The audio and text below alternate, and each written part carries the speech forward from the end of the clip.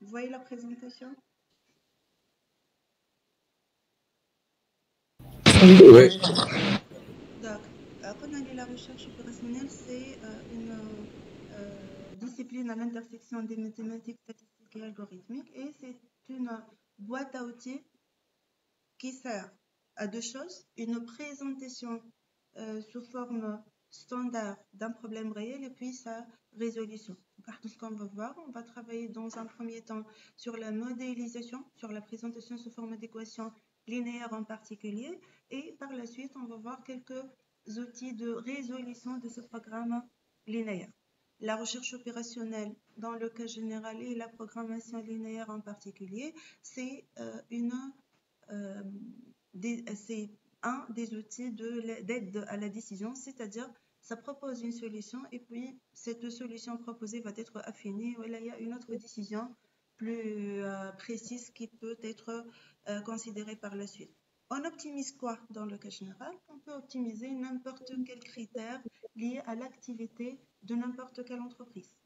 On peut optimiser un temps, on peut optimiser des dépenses, on peut optimiser un gain, on peut optimiser un coût, des distances, des kilogrammes, des kilomètres, n'importe quelle grandeur quantifiée. Et les grandeurs qui ne sont pas quantifiées peuvent être traduites en variables quantifiées. On va considérer quelques exemples dans le cours.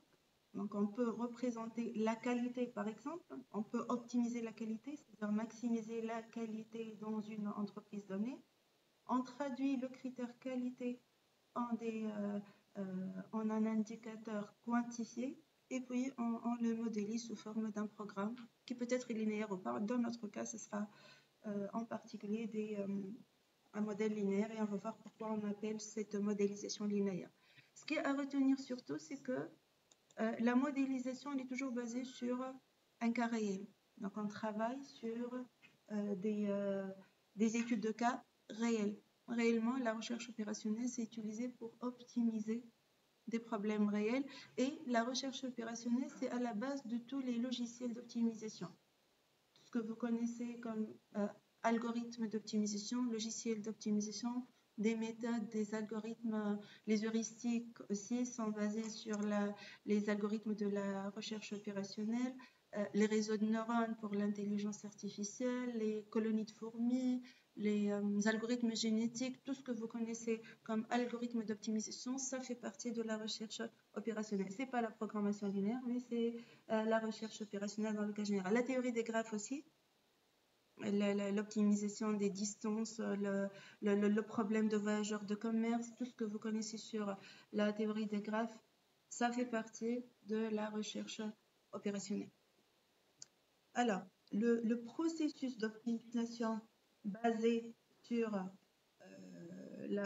les algorithmes de la recherche opérationnelle, comme nous avons déjà vu tout à l'heure, commence à partir d'un problème réel, puis une représentation normalisée sous forme de ce qu'on appelle un modèle, mathématique en particulier pour notre cas, puis on va nous baser, et cette étape déjà, le passage du problème vers le modèle mathématique, on va appeler ça modélisation, puis on va considérer ce modèle, appliquer des algorithmes, des méthodes, des outils numériques de résolution pour trouver une ou plusieurs solutions. Déjà pour vérifier si ce modèle a ou pas une solution, puis trouver là où les solutions jugées de optimales selon l'algorithme considéré, puis on va prendre une décision puisqu'il s'agit d'un outil d'aide à la décision.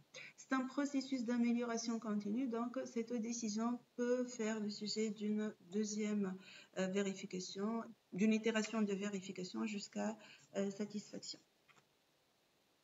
Le mot optimisation ou l'activité d'optimisation, c'est pour nous, dans le cas général, c'est pas uniquement ça, mais pour nous, ce sera ou bien une maximisation d'un indicateur de performance positif pour l'entreprise, voilà, pour la boîte qu'on est en train dans laquelle on est en train de travailler, ou bien minimiser des dépenses ou quelque chose de négatif par rapport à l'activité de l'entreprise. Ça peut être les deux à la fois. Ça peut être une recherche d'une valeur fixe réaliser un chiffre d'affaires de telle somme d'argent, par exemple, ça peut être un objectif de l'activité d'optimisation. Donc, on va retenir un départ à partir d'un problème réel.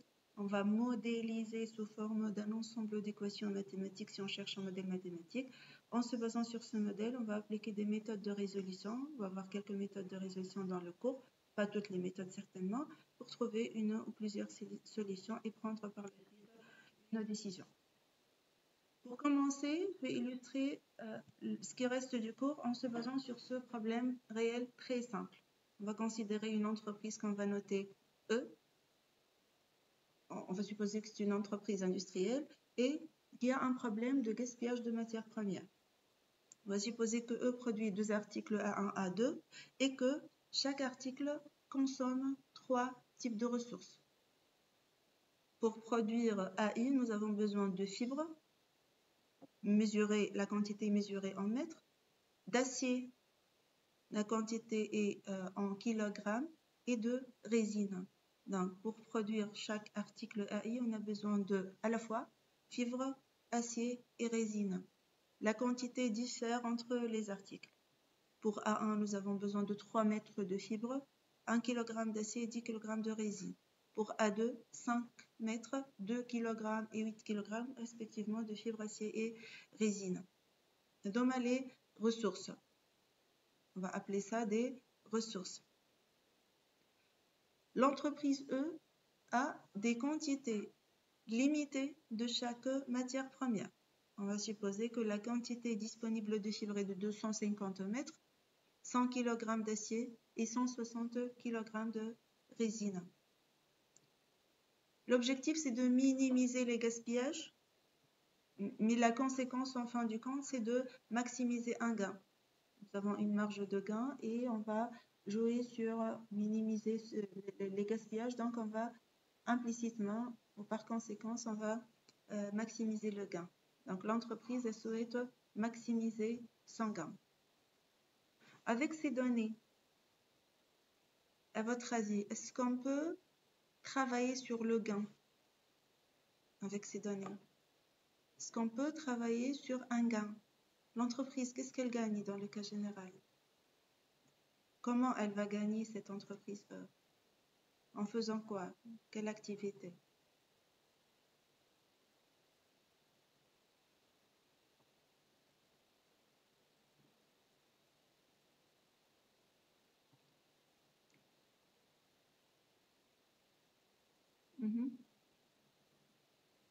Aucune réponse.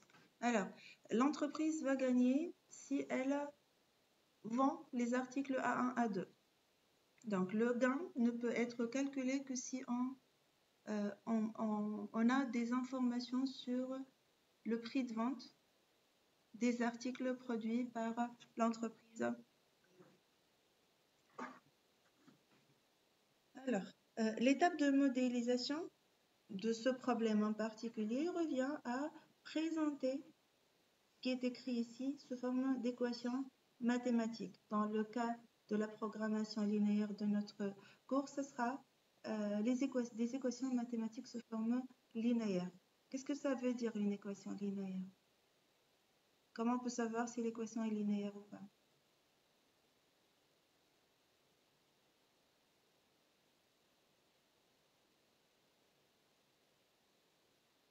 Une équation linéaire, c'est une équation formée par des variables de degré 1 et des coefficients, des variables de degré au plus 1, des constantes et des variables à la puissance 1.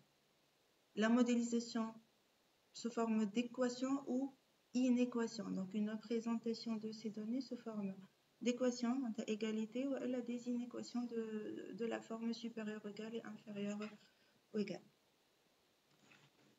Ça, c'est pour les ressources présentées.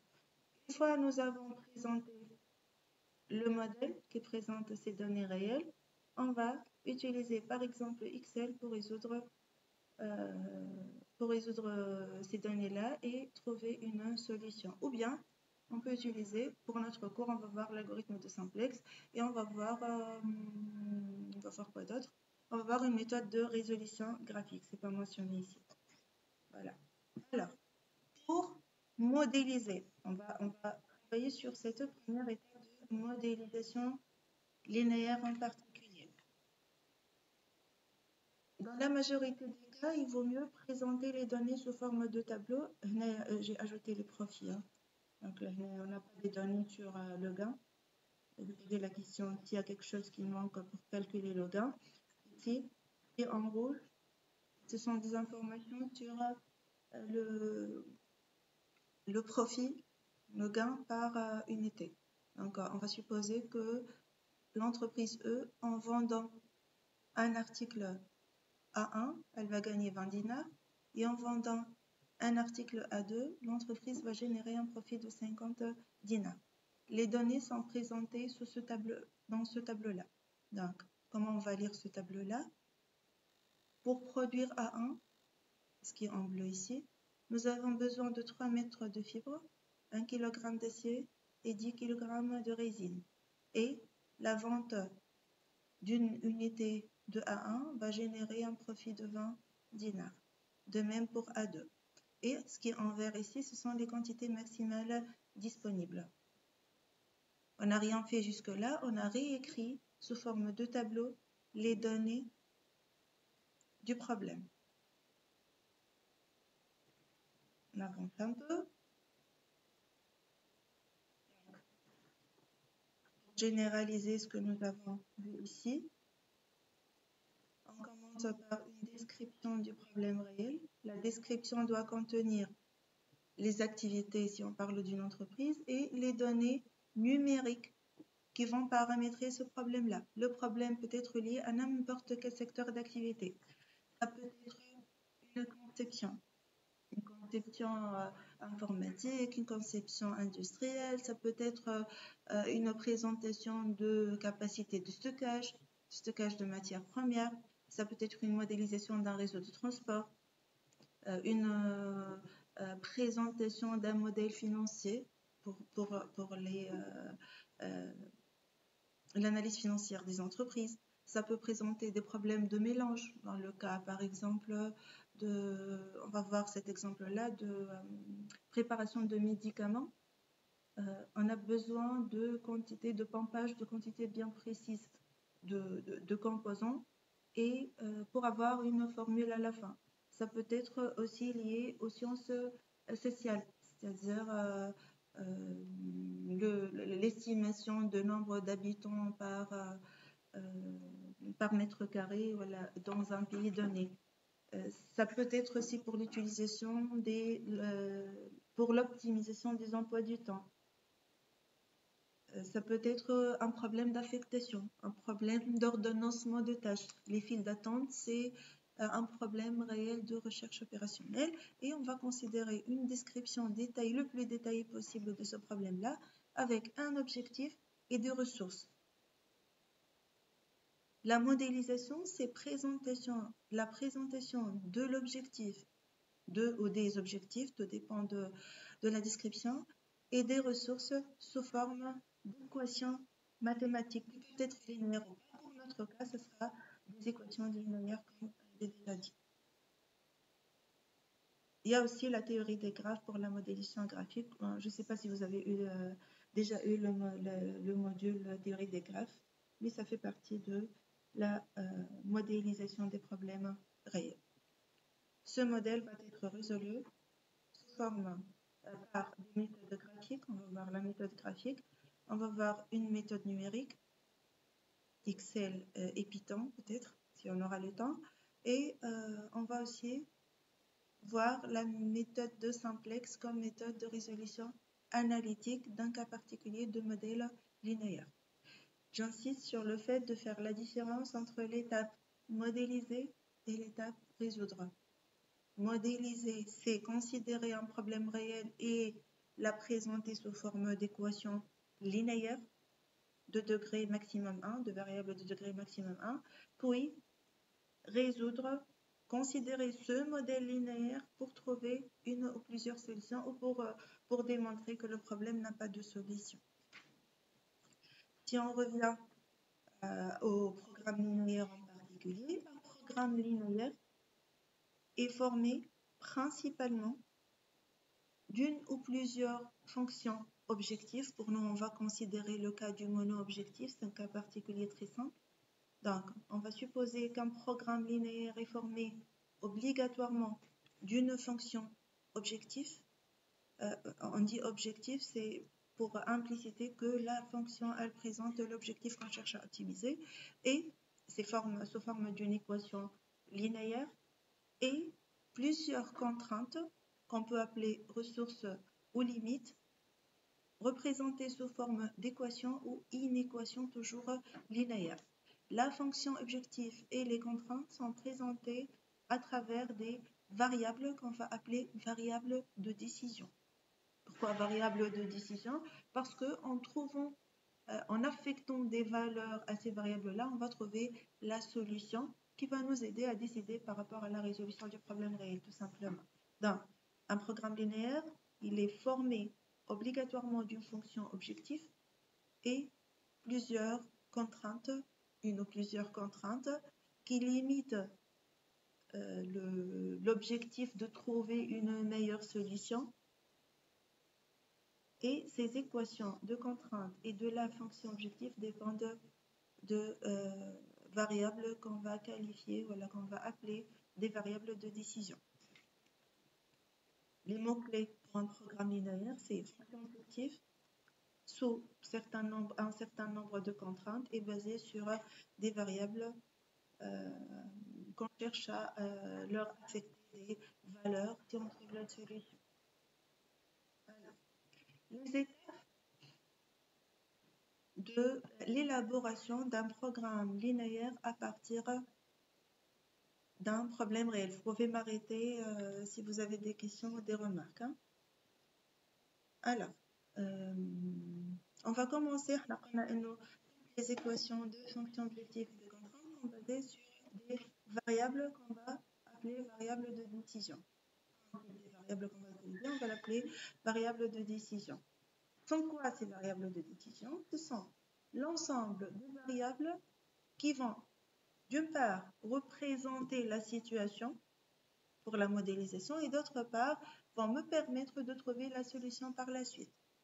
Ces variables peuvent être sous n'importe quelle forme. Dans le cas général, on peut même utiliser des variables complexes, sous forme complexe. Pour nous, on va utiliser des variables réelles, dans le cas général, qui peuvent être aussi, en particulier, des variables entières et des variables binaires. On peut avoir deux types de variables dans le même problème. Des variables binaires et des variables réelles, par exemple, entières. Donc, les variables de décision peuvent être sous forme de nombres réels, binaires, entières ou une combinaison de ces types de variables. En particulier pour notre cas. Dans le cas général, une variable peut prendre n'importe quelle valeur. Ça, en ce qui concerne les variables de décision, qui sont à la base de définition de la fonction objective et des contraintes.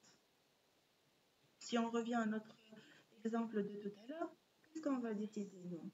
L'objectif de E, c'est de gagner, de maximiser son gain. Comment elle va gagner? En vendant les articles A1 et A2. Donc, le gain, il est d'autant plus important que le nombre de A1 et de A2 vendus est important, tout en respectant les contraintes de ressources utilisées. Donc, qu'est-ce qui va conditionner ce gain? Voilà. Qu'est-ce qui va conditionner, qu'est-ce qui va nous donner la quantité de matières premières utilisées? C'est la quantité vendue de l'article A1 et la quantité vendue de l'article A2. Si on connaît la valeur de ces deux variables, on peut calculer le gain et la quantité de matières premières consommées. Donc, on va appeler variable de décision pour ce problème simple. X1, par exemple, le nombre d'articles A1 vendus. On peut ajouter vendu ou pas. Et X2, le nombre de produits A2 vendus. Et on va appeler ces deux variables, les deux variables de décision de ce problème. En se basant sur ces deux variables, on va déterminer la fonction objective des contraintes. L'ordre n'est pas important. Donc, on peut commencer par les contraintes, puis la fonction objective, ou elle a la fonction objective, puis les contraintes. Juste, il faut faire la différence entre ce qu'on appelle contrainte et ce qu'on appelle fonction objective. L'objectif, c'est de maximiser le gain. Les contraintes, les limites de gagner plus, voilà, de produire plus, ce sont les trois ressources fibres, acier et résine. Donc, la fonction objective, c'est une présentation mathématique basée sur les variables que nous avons appelées variables de décision, qui présente mathématiquement l'objectif déclaré dans le cas réel. Et c'est une fonction, pour notre cas, linéaire, puisqu'on travaille dans la programmation linéaire. Dans le cas de l'exercice, on peut, quand on travaille sur une optimisation qui est ou bien une minimisation ou bien une maximisation d'un objectif. Dans ce cas, l'objectif, c'est de gagner un maximum. Donc, on va commencer la fonction objectif par une maximisation. Vous pouvez écrire max ou la maximiser ou la maximize comme vous voulez. On va appeler par exemple la fonction, ces deux fonctions objectifs, on va l'appeler Z, W. Vous pouvez appeler n'importe quel, attribuer n'importe quel nom. Par convention, on commence par appeler la première fonction qu'on est en train de définir, la fonction Z. Donc, on va l'appeler dans ce cas Z. Z, elle sera égale à quoi? 20, qui est la somme d'argent qu'on va gagner en vendant un article de A1. Nous, on va vendre, là, on va produire X1, une quantité égale à X1 de A1. Donc, on va gagner en tout 20 fois X1. Si on va produire et vendre X1 quantité de A1. De même pour A2, en tout, l'entreprise va produire deux types d'articles. Elle va gagner 20 fois X1 plus 50 fois X2 en se basant sur ce que nous avons défini comme variable de décision lorsque nous avons défini ces variables. L'objectif, c'est de maximiser un gain. Donc, la fonction objectif peut être écrite sous cette forme-là. Alors, je crois que peut être écrite.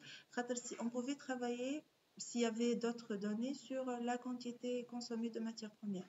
Et si on n'a pas de données sur la quantité consommée, donc on ne peut travailler que sur le gain maximal.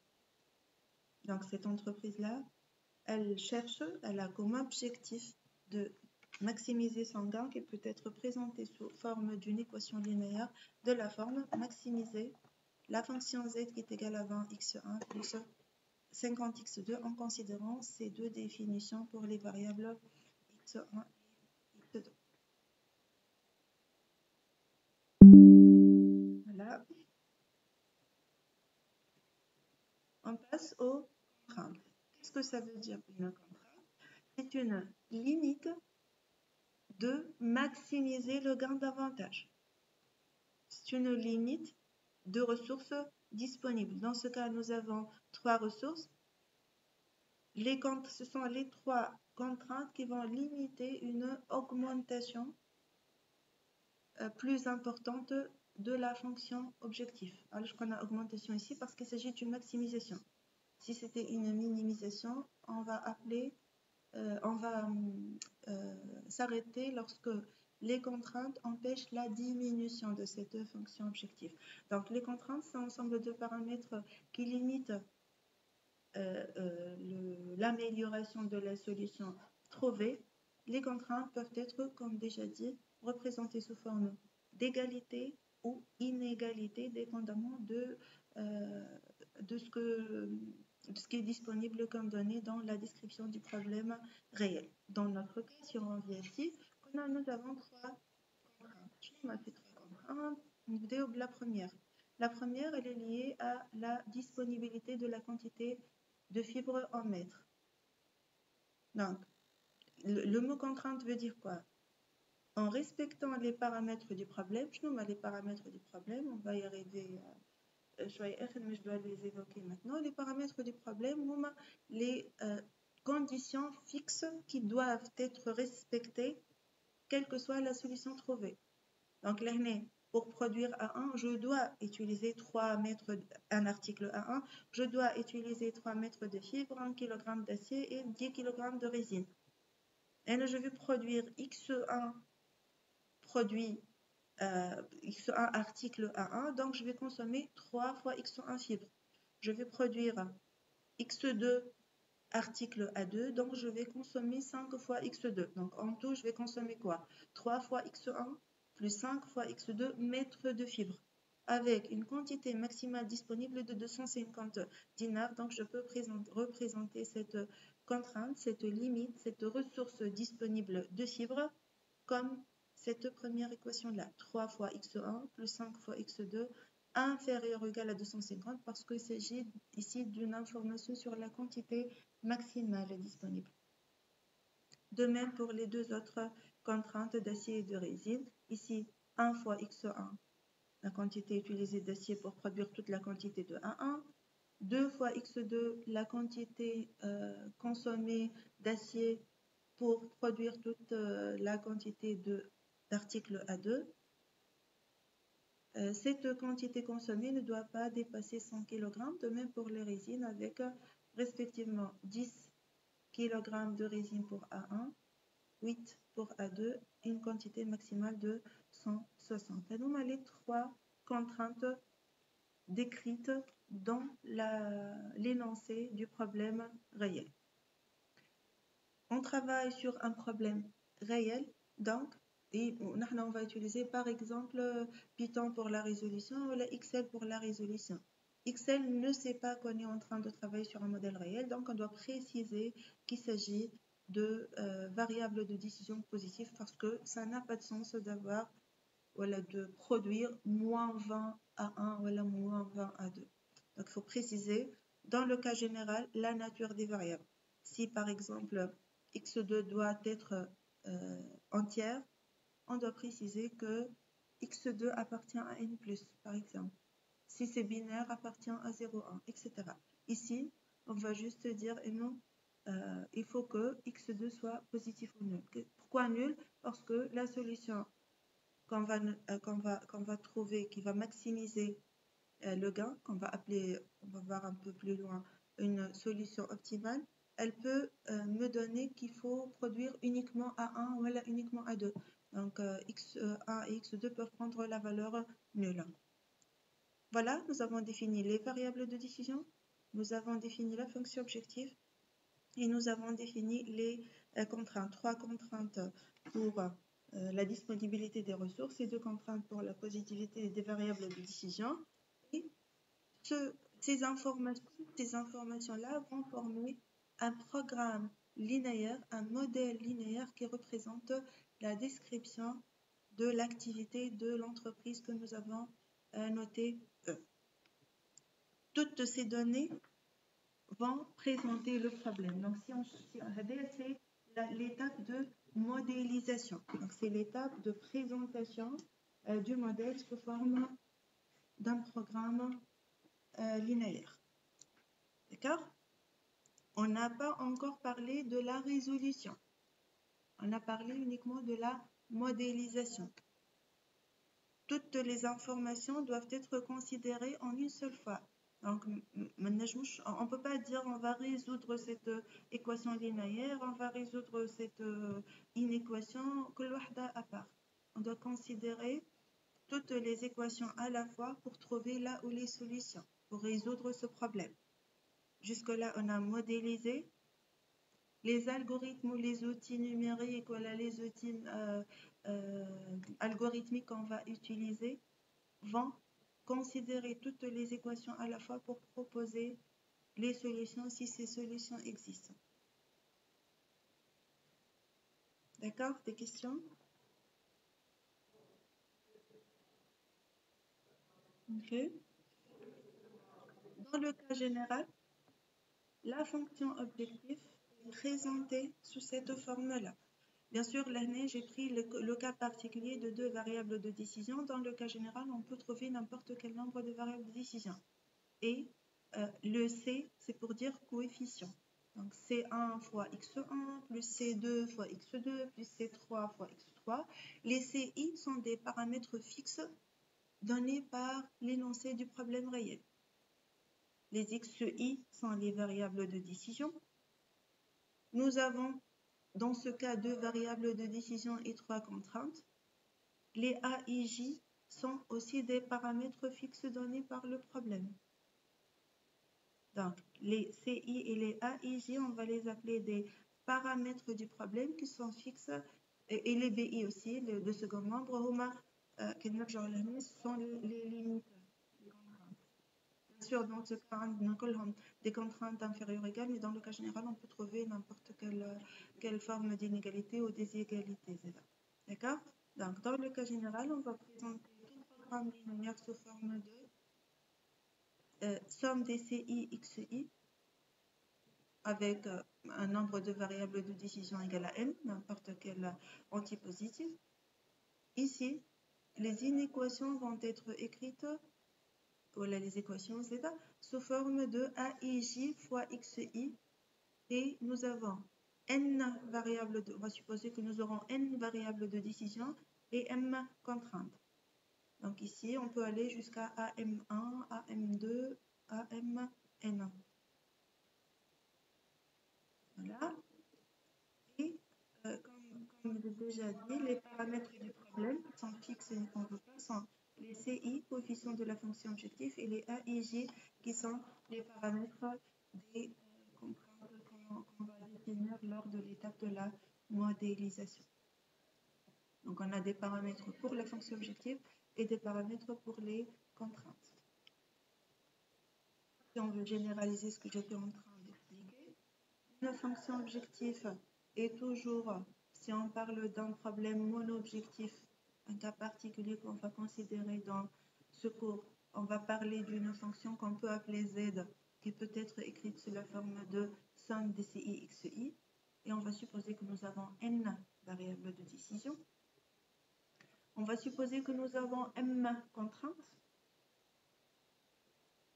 Les contraintes peuvent être sous forme de équation égalité ou inéquation supérieure égale ou inférieure égale, ne peuvent être que sous ces trois formes-là, l'une de ces trois formes. La fonction objectif, c'est ou bien une maximisation ou bien une minimisation d'une équation. Donc, on cherche une valeur fixe pour la fonction objectif. Et il ne faut pas oublier d'ajouter la non-négativité des variables de décision, puisque dès le début, nous avons dit que nous allons nous baser sur des problèmes réels, donc physiquement, les variables de décision doivent exister physiquement. On va appeler XJ ou XI des variables de décision qu'on cherche à connaître, on a les inconnus du problème. AIJ, BJ et CJ, on va les appeler des paramètres qui sont connus dès le début lors de la description. Ce sont des paramètres fixes, entre guillemets. On va juste discuter à la fin un peu la variabilité de ces paramètres-là. N, on va considérer que c'est le nombre de variables de décision. M, c'est le nombre de contraintes. Dans le cas de l'exemple tout à l'heure, N est égal à 2, N est égal à 3. Question?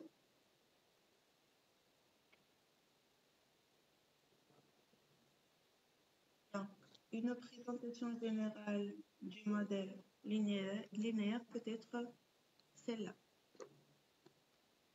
Donc, on a supposé que nous avons une seule contrainte. Si nous avons plus qu'une contrainte, ce sera AI, J, et nous aurons M contraintes, bien sûr. Max ou min, bien sûr, on ne peut pas avoir les deux. 2Z égale somme de CI, XI, somme sur I. Le compteur, peu importe, on peut l'appeler I ou J. La J, c'est le nombre de contraintes. C'est la JN contrainte, pardon. Et on écrit les équations sous ces deux formes-là. Les équations des contraintes, bien sûr. L'année SC pour dire sous contrainte. Donc, l'année, vous n'avez pas posé la question, mais dans le cas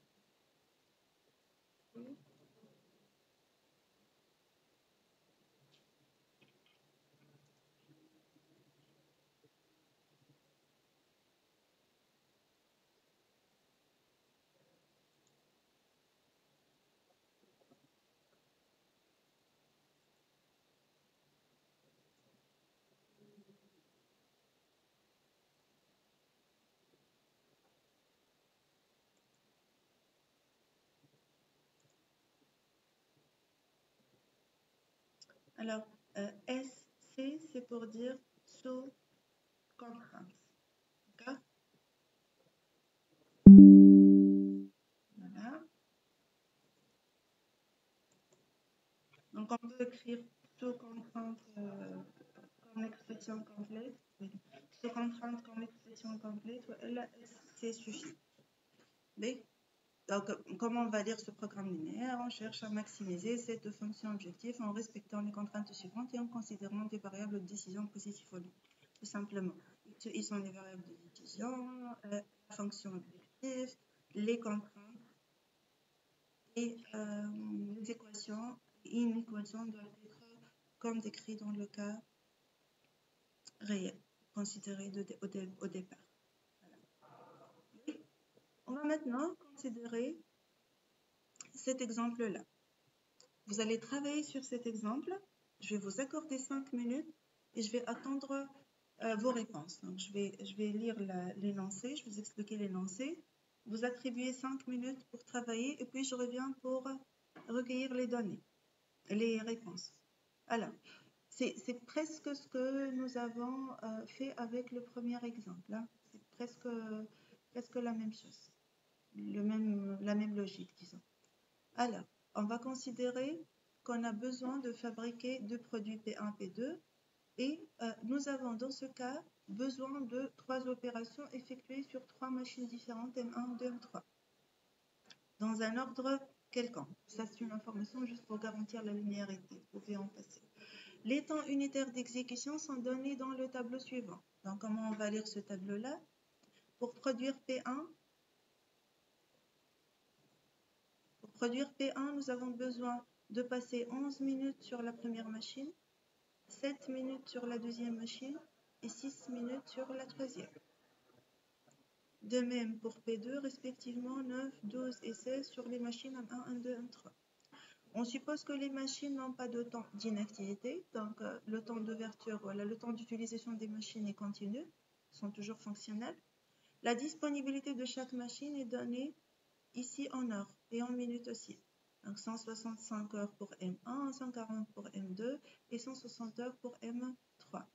On va supposer que P1 va générer un profit de 900 dinars par article, profit unitaire, et le produit 2, un profit unitaire de 1000 dinars par article. On vous demande, dans ces conditions, de proposer un programme linéaire qui va calculer le nombre de produits P1 et P2 à fabriquer pour maximiser le profit. La première chose à faire, c'est de définir les variables de décision. Qu'est-ce qu'on peut définir comme variable de décision dans ce cas? Est-ce que quelqu'un peut me répondre?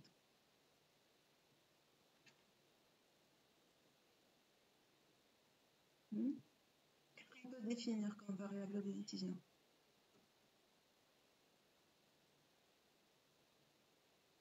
Ahmed, ça arrive. Est-ce que tu peux nous dire qu'est-ce qu'on peut définir comme variable de décision?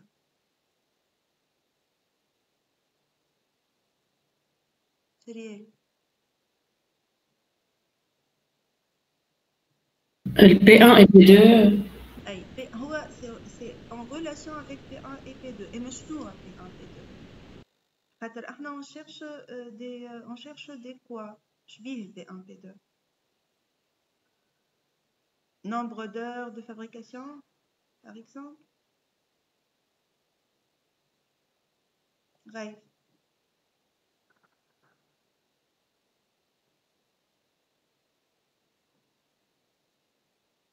حنين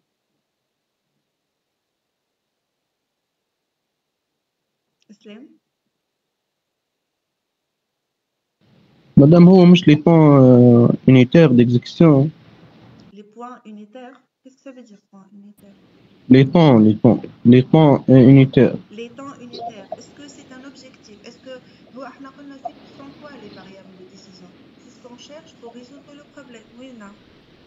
Oui. Est-ce qu'on cherche des temps? Est-ce qu'on est en train de chercher des temps? Non. Non, les temps sont des données. Donc, comme des 11 ou 7 ou 12, comme ce sont des paramètres. D'accord? On cherche quoi, Arnaud? Qu'est-ce qu'elle va gagner, l'entreprise? Elle va gagner. Comment elle va gagner? En vendant des articles P1, P2, oui ou non? Donc, qu'est-ce qu'elle va décider? Qu'est-ce qu'elle va décider? Je t'arrive قديش elle va gagner. Elle va décider quoi?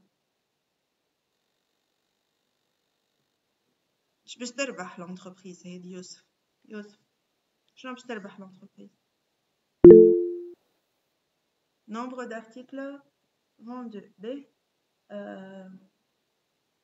Vendu, mais c'est vendu, ça peut être accepté. Mais selon la description, c'est un nombre d'articles produits. Très bien.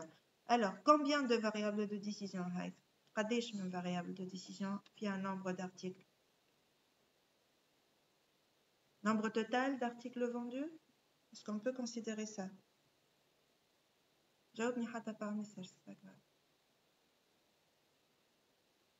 Non, donc combien? On peut pas dans ce cas calculer le nombre total meloul. Donc, on aura besoin de combien de variables de décision? Deux, qui sont le nombre d'articles P1 produit ou la vendu, ça revient au même, et P2, le nombre X1, le nombre d'articles, merci Louis, le nombre d'articles P1 de P1 produit, le nombre d'articles de P2 produit. Donc on va définir deux variables de décision. X1, le nombre d'unités d'articles de produits P1 fabriqués. X2, le nombre d'unités de produits P2 à fabriquer. D'accord. Puis, si on cherche la fonction objective, par analogie à ce que nous avons fait avec le premier exemple, qu'est-ce qu'elle va gagner? Elle va gagner, l'entreprise, 900 dinars par article vendu de P1 et 1000 dinars par article vendu de P2. Donc, en tout, elle va gagner quoi? En tout. Tout simplement. 1900. 1900 si elle va produire un article X1 et un article X2. Et est-ce qu'elle va produire obligatoirement un seul article? 900 fois X1 plus 1000 fois X2. Donc, elle va gagner 900 fois X1 plus 1000 fois X2 et elle cherche à maximiser cette quantité gagnée. Donc, si on va passer à la fonction objective, on va dire que la fonction objective est de maximiser la fonction qu'on peut appeler de z par z de 900x1 et 1000x2 selon ce que nous avons noté ici. D'accord? En respectant quelles contraintes maintenant? En respectant les trois contraintes suivantes. Qui font des disponibilités maximales ici ou des consommations par article. نبداو la première machine. Comment je peux écrire l'équation contrainte de cette ressource-là?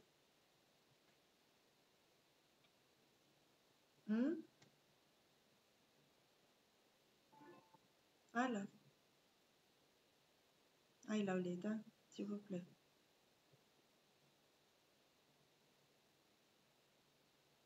C'est exactement ce que nous avons fait avec le premier exemple. Exactement la même chose.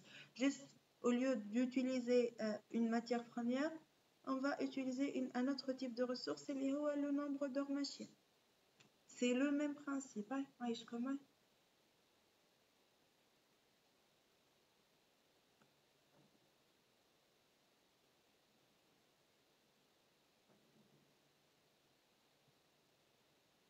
Comment on va utiliser la première machine?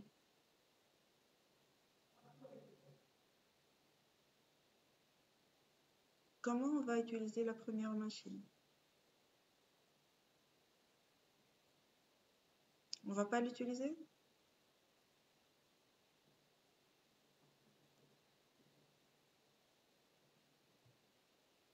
« 20 minutes. Pourquoi 20 minutes? عملت 11 plus 9 لويتي هاي تمام. عملت 11 plus 9. Mais c'est le même raisonnement de Najwa tout à l'heure. قالت نجوى قالت il va gagner 1900. علاش قالت il va gagner 1900 خاطر elle a supposé que l'entreprise va produire un seul article P1 et un seul article P2. انت زاد tu as supposé que la machine M1 sera utilisée pour produire un seul article P1 un seul article P2. Est-ce que c'est le cas? Si on connaît déjà qu'il s'agit d'un seul article, pourquoi on va optimiser le travail? Réellement, je vais produire combien d'articles P1? X1, donc voilà, 11 fois X1 pour le premier article, plus 9 plus 9 fois X2. Voilà. Donc, on va utiliser la première machine à raison de 11 fois X1. Il n'est jamais qu'un X1 égale à 1, je ne sais pas, mais il faut présenter une généralisation du modèle. Donc, 11 fois X1 plus, plus 9 fois X2. Et je dois respecter quelles conditions?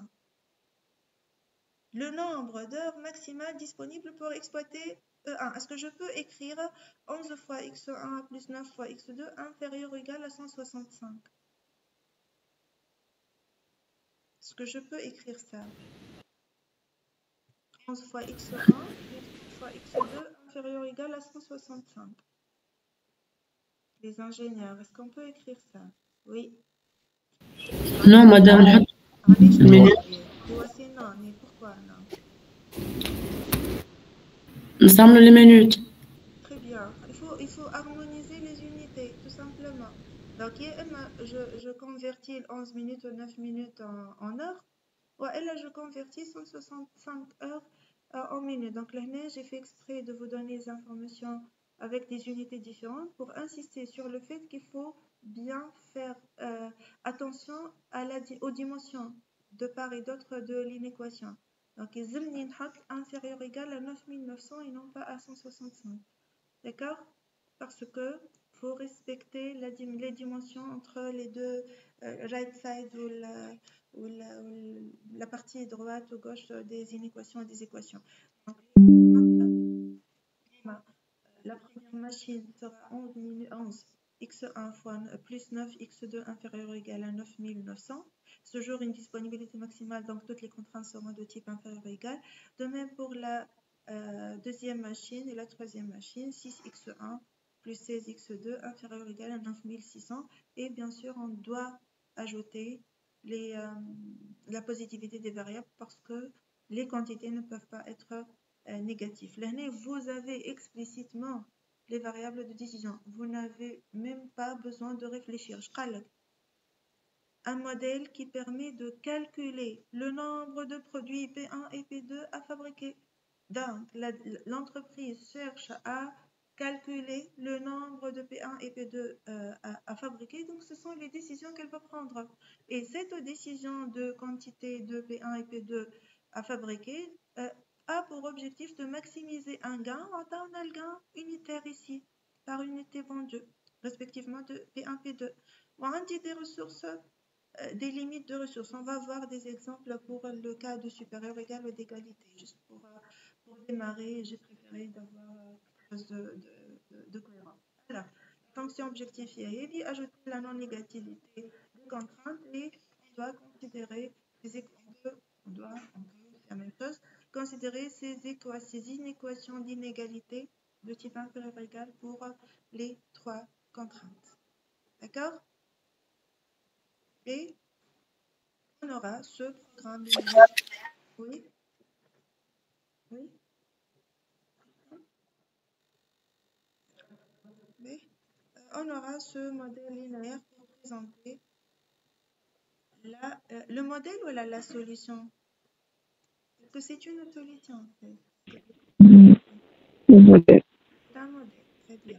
Pour présenter le modèle. C'est une forme qui peut être utilisée pour présenter les programmes linéaires. On n'a pas parlé de solution, hein? On parle de modélisation, c'est-à-dire écrire sous forme d'équation, modélisation linéaire, écrire sous forme d'équation linéaire. Ça, c'est une équation linéaire. Il y a des constantes, c'est-à-dire puissance 0, et il y a des variables de puissance 1 maximum. Donc, c'est bien un modèle linéaire qu'on appelle programme linéaire, et j'insiste sur le fait de considérer toutes les équations en même temps. C'est pour dire sous contrainte. Cette même écriture peut être faite sous forme de vecteurs et matrices. Comment on peut écrire, par exemple, 900x1 plus 1000x2 sous forme d'un produit vectoriel? Simplement. 900x1 plus 1000x2 sous forme de produits vectoriels. Comment on peut faire ça? Tout simplement.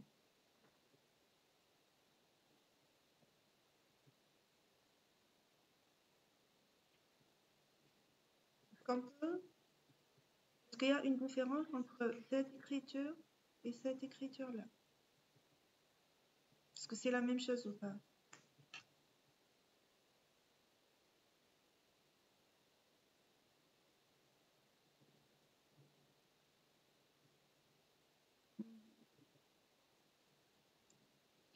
ما فهمتكش ده مش تقصد.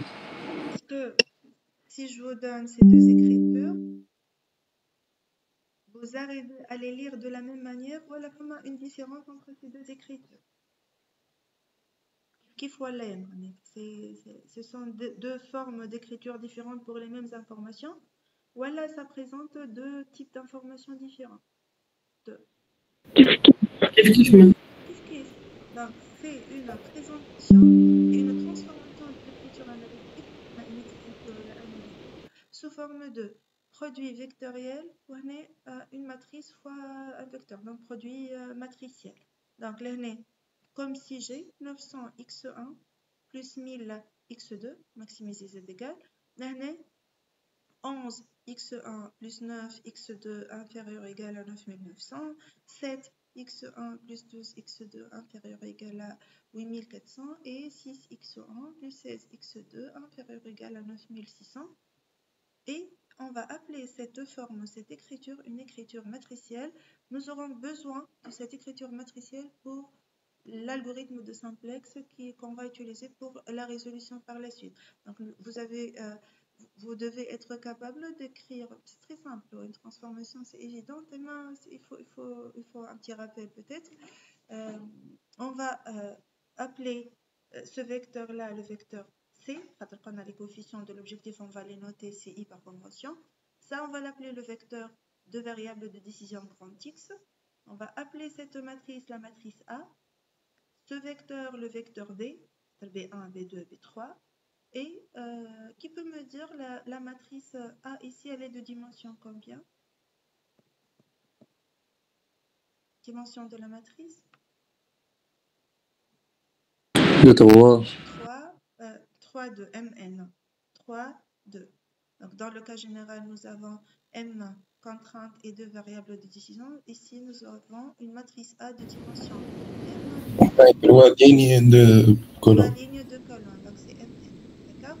Le vecteur X, il est de dimension 2.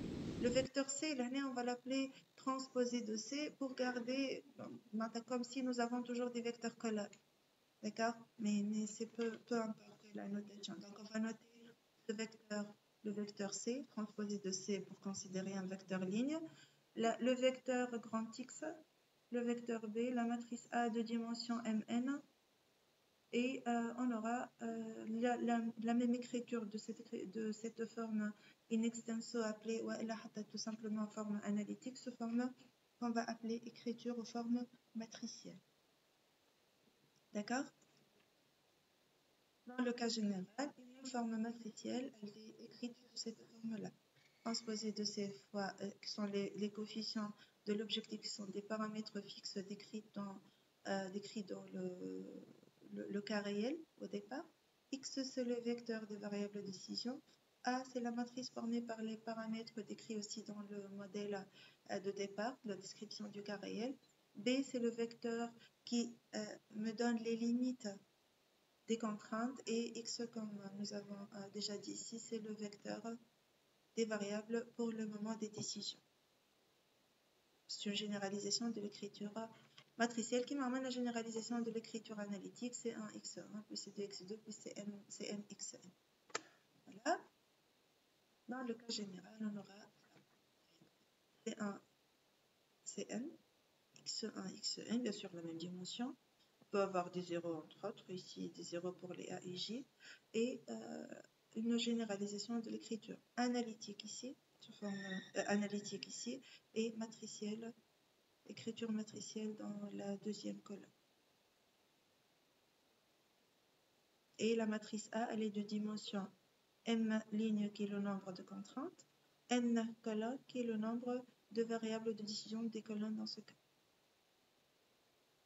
Tout programme linéaire peut être écrit sous forme analytique ou matricielle. Il y a une condition de passage entre cette forme analytique et cette forme matricielle. Quelle est cette condition-là? Négativité, la حاجة. Pas négativité, mais plutôt, négativité, mais plutôt, imaginez que nous avons des contraintes de type variable. On a dit contrainte supérieure égale, contrainte inférieure égale. Est-ce que je peux passer directement vers la forme matricielle? Qu'est-ce que je dois faire pour pouvoir écrire une forme matricielle? On doit avoir toujours un type de contrainte. يا إما الكلهم inférieur égal, يا إما الكلهم supérieur égal, وإلا كلهم égalité. Oui ou non? Sinon, si nous avons des contraintes de type hétérogène, est-ce qu'on peut écrire la forme matricielle?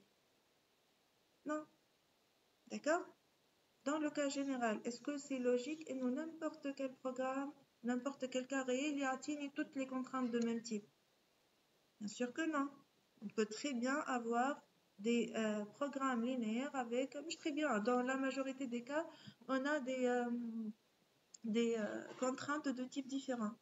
Donc, imaginez que ici, par exemple, on dit l'hna inférieur égal, l'hna supérieur égal, l'hna égalité, où je cherche la forme matricielle.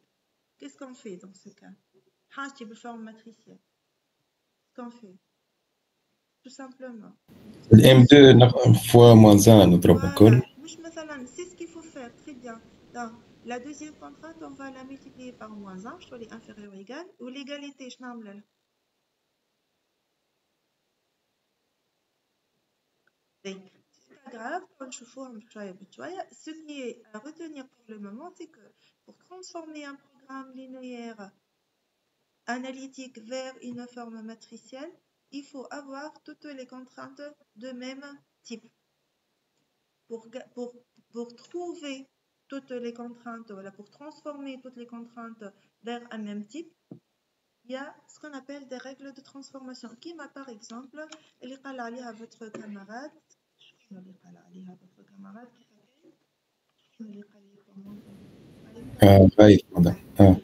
donc, qui m'a par exemple multiplié une contrainte de type supérieur égal pour la rendre inférieure égale ou l'inverse. Allez, nous avons besoin de la forme matricielle parce que de résolution, nous aurons pour certains cas besoin de cette écriture-là. Qui fait cette écriture-là? C'est un cas particulier de ce qu'on appelle une forme canonique. C'est ce que nous avons trouvé dans les deux premiers exemples. Qu'est-ce que ça veut dire une forme canonique d'un programme linéaire? Un problème de maximisation, des contraintes qui sont toutes inférieures ou égales et des variables de décision positives. C'est un cas très particulier de programme linéaire. Dans le cas général, on ne trouve pas cette forme-là du premier coup. Donc, on a besoin des règles de transformation ou de réécriture pour trouver, par exemple, la forme canonique qui sera utilisée pour l'algorithme de simplex. Et il y a une autre forme aussi qui peut être utilisée pour la résolution graphique, voilà, pour la résolution par simplex, voilà, la dualité, on va voir par la suite. C'est ce qu'on appelle la forme standard, qui est le fait d'avoir un problème de maximisation, des variables de décision supérieures ou égales à 0 et des contraintes égalité. Donc, on aura besoin ou bien de transformer toutes les contraintes vers des contraintes de type inférieur égal ou bien toutes les contraintes de type égalité. Et nous avons toujours besoin d'avoir des variables de décision supérieures ou égales à 0. Donc, on va voir si nous avons une variable de décision qui n'est pas supérieure ou égale à 0. Forcément, si par exemple, la variable x peut prendre n'importe quelle valeur, même négative, comment on fait pour garantir la forme canonique standard, il y a la transformation qu'on va effectuer sur ce programme. Et si nous avons un problème de minimisation, qu'est-ce qu'on fait pour le rendre un problème de maximisation et respecter la forme canonique et standard avant la forme matricielle? La forme matricielle, c'est par la suite. D'accord? Donc, le premier cas qui a été évoqué pareil. Si nous avons une contrainte de type supérieur ou égal et nous avons besoin de la forme canonique, on multiplie tout simplement par moins 1 pour avoir une inégalité de type inférieur ou égal. Inversement, si pour n'importe quelle raison nous avons une contrainte de type inférieur ou égal et nous avons besoin de supérieur égal, on multiplie par moins 1 tout simplement. C'est une règle de transformation très simple. Si nous avons une égalité, laquelle la forme standard, on n'a rien à transformer. Si nous avons besoin de la forme canonique, qu'est-ce que ça veut dire égal? C'est l'intersection de quoi, tout simplement? Égal, c'est l'intersection de quoi? Ortanqul x égale à 5. C'est-à-dire quoi? X, elle est à la fois comment? X égale à 5. Si je vous dis x égale à 5, ou bien x est supérieur ou égal à 5 et x est inférieur ou égal à 5. Est-ce que c'est la même chose? Un système phi x supérieur ou égal à 5, x inférieur ou égal à 5. Est-ce que ça signifie que x égale à 5 ou pas? Oui. Oui. Est-ce qu'il y a autre scénario? Non. Donc, lorsque nous avons une égalité, on duplique cette contrainte en deux contraintes, une supérieure égale, une inférieure égale, et au lieu d'avoir une seule contrainte, nous allons avoir deux. Et on va multiplier la première par moins 1 pour avoir la forme canonique si on a besoin de la forme canonique. Donc la contrainte égalité, c'est l'intersection de deux contraintes. L'une est supérieure ou égale, la deuxième est inférieure ou égale pour la même équation, pour la même écriture à gauche et à droite. Quand j'ai un problème à 3 contraintes, je vais aller un problème à 4 contraintes. On va ajouter une contrainte supplémentaire pour la forme canonique. Je rappelle, on multiplie la première ici par moins 1. D'accord? Maintenant, nous avons une contrainte inférieure égale où nous avons besoin de la forme standard. Qu'est-ce que ça veut dire? La somme des A et J est inférieure ou égale à B. C'est-à-dire quoi? C'est-à-dire tout simplement que si on ajoute une quantité positive à gauche, on va avoir l'égalité, oui ou non? Tout simplement. Mais si cette quantité-là, est-ce qu'elle est fixe? Si nous avons des variables de décision, est-ce que cette quantité qu'on va ajouter ici pour avoir une égalité est fixe? Elle dépend de quoi? Elle n'est pas fixe, elle dépend de la valeur de x, oui ou non? Si x est égal à 0, je vais avoir une valeur à ajouter. Si x est égal à 1, c'est une valeur à ajouter. Donc, on va ajouter une variable qui dépend de la valeur de x pour avoir l'égalité. Si on écrit ça, est-ce que c'est correct? Une variable EI supérieure ou égale à 0. Est-ce que c'est correct? Avec EI, une variable positive qui dépend de la valeur de x, certainement. ليه شنو اللي قال شنو اللي غلطان؟ نحط الاي بحذا البي اي نحاولوها غادي كان نحاولوها غادي يلزمنا نحطوها سي لا ميم شوز سي اون فاسون دو فوار لي شوز مي هي انا اللي اكبر البي ولا البي اللي سوبيريور وي ou non وي وي دونك هي سوبيريور ونزيدها اون كونتيتي بوزيتيف ولا نحي منها كان نحب نحط غاش بي اي موان او اي ناخذ c'est la même chose.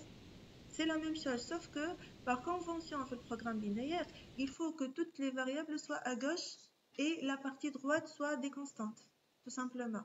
Mais oui, si on a BI moins une variable positive aussi, c'est correct, c'est la même chose. Mais c'est une façon conventionnelle d'écrire le programme linéaire, c'est le fait de mettre toutes les variables de décision à gauche. D'accord? Donc, si on ajoute une variable positive à gauche de cette inéquation, on peut, dépendamment de la valeur de EI, une égalité de ce type-là.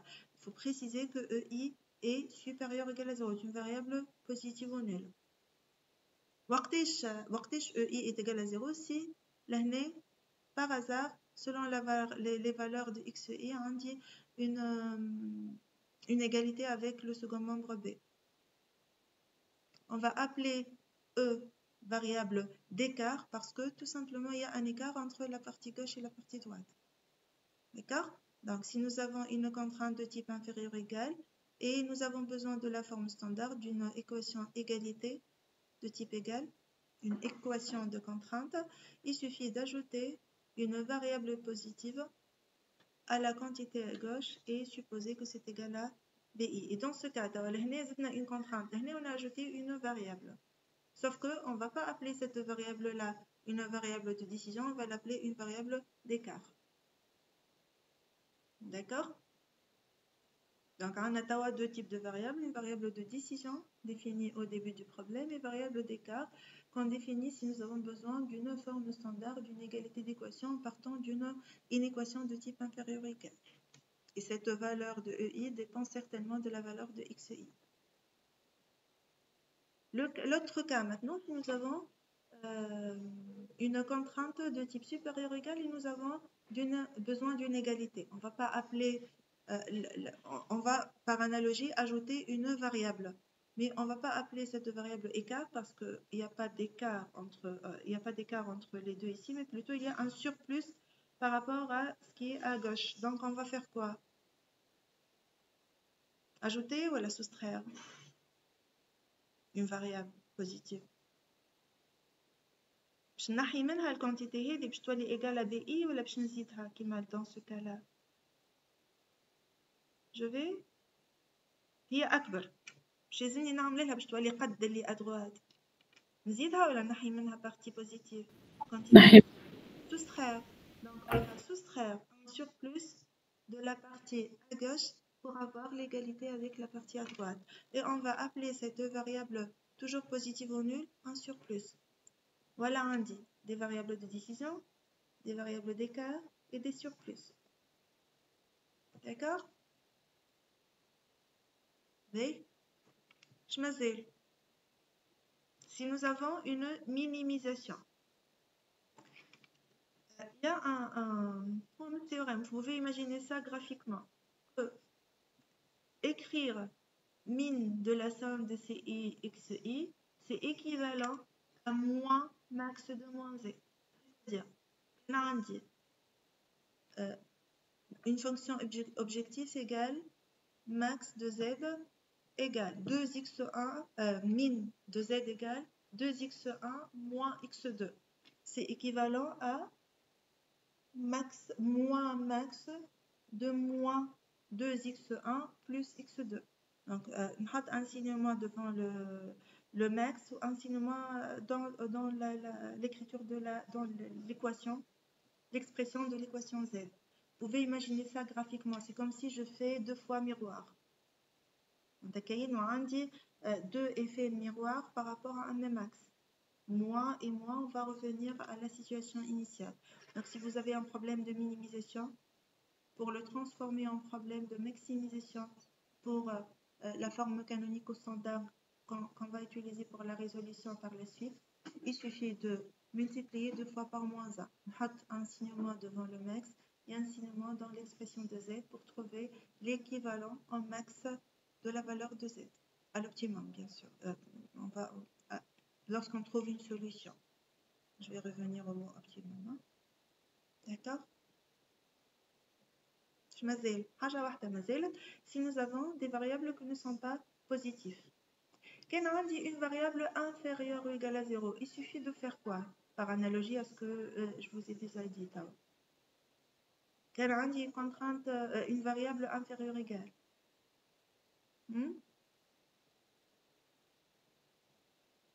Alors, il suffit de faire quoi?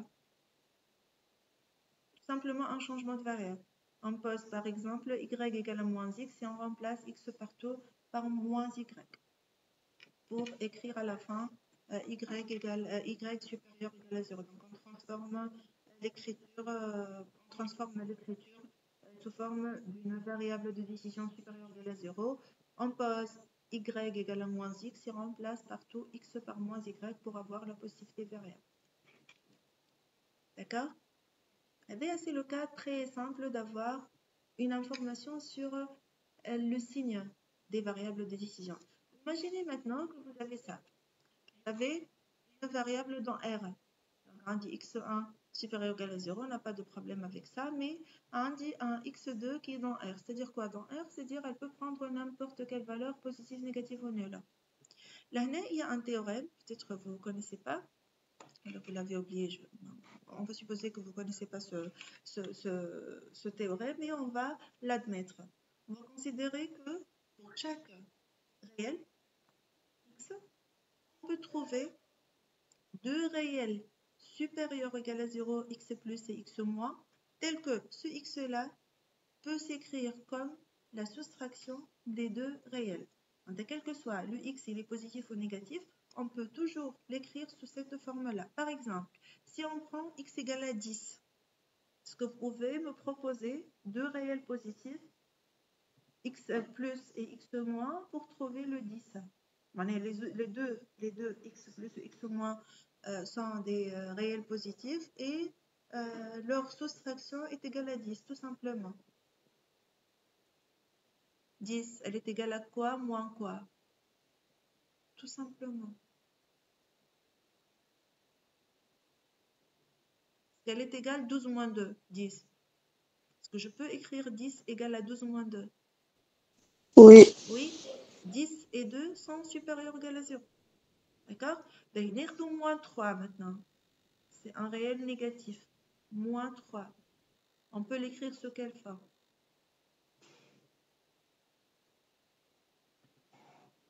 Je peux l'écrire 2 moins 5 ou pas? Est-ce que 2 moins 5 est égal à moins 3? Oui. 2 est positif et 5 est positif aussi.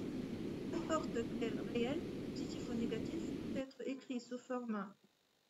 on peut toujours trouver deux réels positifs au nul, supérieur ou égal à 0, deux réels supérieurs ou égal à 0, tel que ce x-là peut s'écrire sous forme de x plus moins x moins. Je vais mis x1, x2, x5, x6, x2 plus, x2 moins. Et quand on dit un programme à deux variables, je vais aller à trois variables. Donc on va remplacer x2 par x2 plus, x2 moins. Donc il existe x2 plus supérieur ou égal à 0, x2 moins supérieur ou égal à 0, tel que x2 égale à x2 plus moins x2 moins. On laisse le x2 à part et on remplace je fais plus ou moins. Il existe deux réels x3, x4, tel que x2 est égal à x3 moins x4 et x3, x4 est supérieur ou égal à 0. Donc il va y avoir un programme linéaire. Les variables de décision T en x1, x3, x4 et je remplace partout x2 par x3 moins x4 et au lieu d'avoir un programme linéaire à deux variables, j'aurai un programme linéaire à trois variables. Et x1, x3, x4. On va résoudre le problème. Lorsqu'on trouve x3 et x4, x2, on revient vers la définition par le changement de variable. D'accord? Donc, les règles de transformation de toutes les transformations que vous pouvez avoir besoin pour écrire ou bien la forme canonique ou bien la forme standard d'un programme linéaire, que ce soit sous la forme d'écriture matricielle ou l'écriture algébrique.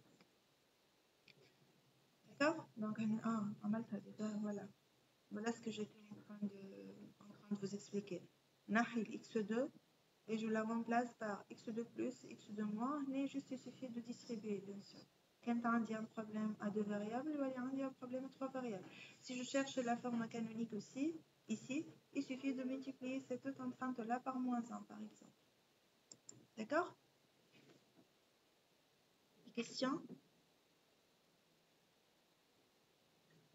Voilà ce que j'ai à vous proposer pour la modélisation. D'accord? La prochaine séance, la prochaine séance, on va tout l'écran. On va quoi? On va continuer avec la modélisation et باش نبداو في الرésolution. Donc, le classroom. لهنا vous avez la fiche module. Juste برافي لهنا une remarque puisque c'est la première séance. Les tests peuvent ne pas être déclarés au préalable. نجم à n'importe quelle séance نعمل un petit test. Je ne suis pas demandé إني نشاوركم ولا نقول لكم راهو la semaine prochaine vous avez un test. نجم نكونوا قاعدين on fait un test. Il y a des tests déclarés certainement, des quiz. Et vous pouvez avoir un test à n'importe quelle séance. Hein? D'accord? Qu'est-ce qu'on va considérer dans la note? C'est autre chose. C'est un détail pour moi. On va voir. Donc là, dans la fiche module, vous avez le calcul qui fait on va considérer les notes. Vous avez les acquis d'apprentissage. Je vous laisse le soin de lire. Et vous avez ici une idée sur la répartition des séances. Ça va dépendre, est-ce que vous aurez des séances distancielles ou la présentielle, ça dépend de votre réactivité par rapport à l'avancement du cours, mais le contenu, il est détaillé ici. D'accord? Dans le classroom, باش تلقاو un lien, un lien, je sais ce que vous voyez,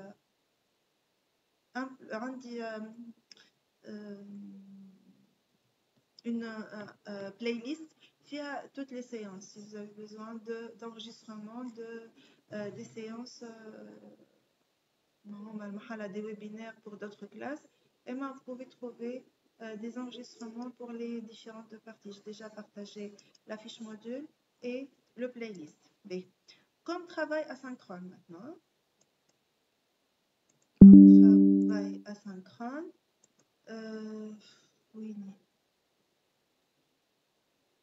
Je vais partager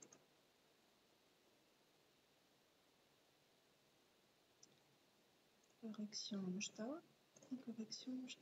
Je vais vous partager cette série d'exercices. D'accord? Votre travail à faire sera la modélisation de l'exercice 1 et l'exercice 6 pour la prochaine séance. Donc, vous devez modéliser les deux problèmes présentés dans l'exercice 1.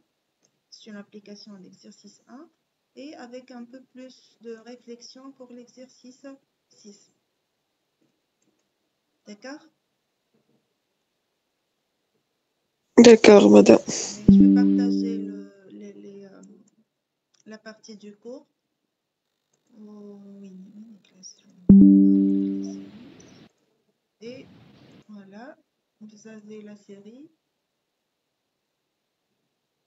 Et je vais écrire le commentaire ensuite.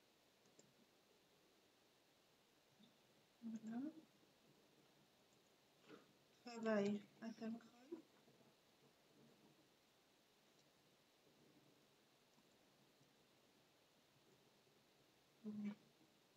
Séance 2. Les exercices 1 et 6. Voilà. Et je vais partager tout de suite la partie du cours. Des questions? Des questions? Non. Merci. À la prochaine fois, Inch'Allah. Merci.